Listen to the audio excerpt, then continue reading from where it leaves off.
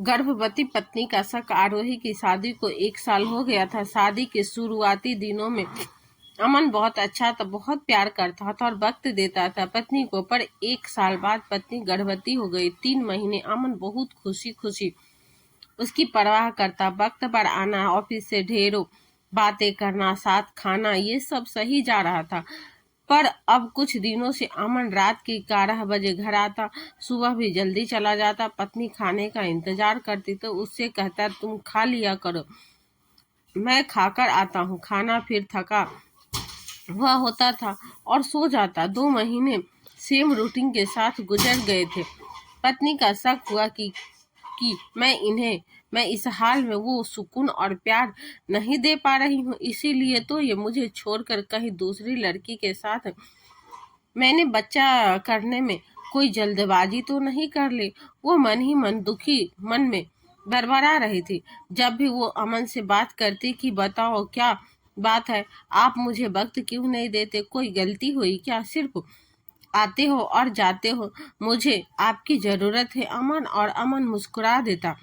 Doctor को दिखाना होता सिर्फ तभी वो वक्त पर आता था, वरना सिर्फ सोने ही आता था।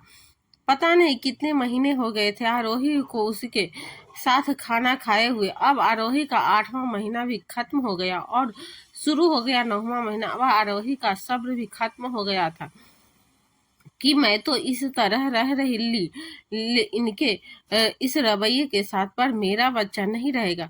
मैं चली जाऊंगी, इन्हीं जिनके साथ रहना हो ये रहे, मुझे माफ का परवाह नहीं।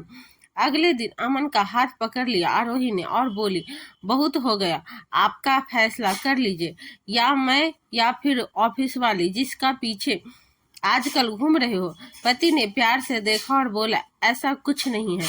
पत्नी पीछे से चिल्लाई कि दोनों तो आपको कभी नहीं मिलेंगे, एक तरफ घर वाले और दूसरी तरफ बाहर वाली, बहुत बुरे हो। पति जा चुका था उसी दिन। पत्नी ने कुछ नहीं खाया, सारा दिन ऐसे ही पड़ी रोती रही। आज शाम पति अपने सही टाइम पर 6 बजे घर वापस आया। उसके हाथ में एक फाइल थी और पेन भी। पत्नी बोली, आखिर तलाक के कागज आ ही गए, तुम सब मर्द एक ऐसे होते हो। औरत का इस्तेमाल किया फिर फेंक दिया। पत्नी ने कागज निकाले और पत्नी को देते हुए बोला, ये घर के कागज है, मैंने घर खरीद लिया है उसी सोसाइटी में जो तुम्हें पसंद है, और वही घर जिसके तुमने 1 साल पहले सपने देखे थे। ऑफिस में एक टेंडर पूरा करना था। 5 महीने में बहुत मेहनत का काम था। इससे कंपनी को बहुत फायदा होता और कोई आगे नहीं आया। मैं गया आगे क्योंकि मुझे मेरी पत्नी को तोहफा भी तो देना था। मुझे पापा जो बनाया है, अगर मुझे बताना तो तुम कभी मुझे इतनी मेहनत नहीं करने देती।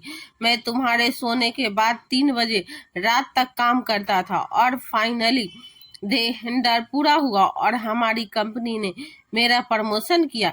मेरी सैलरी 3 गुनी बढ़ गई और आज ये घर खरीद लिया।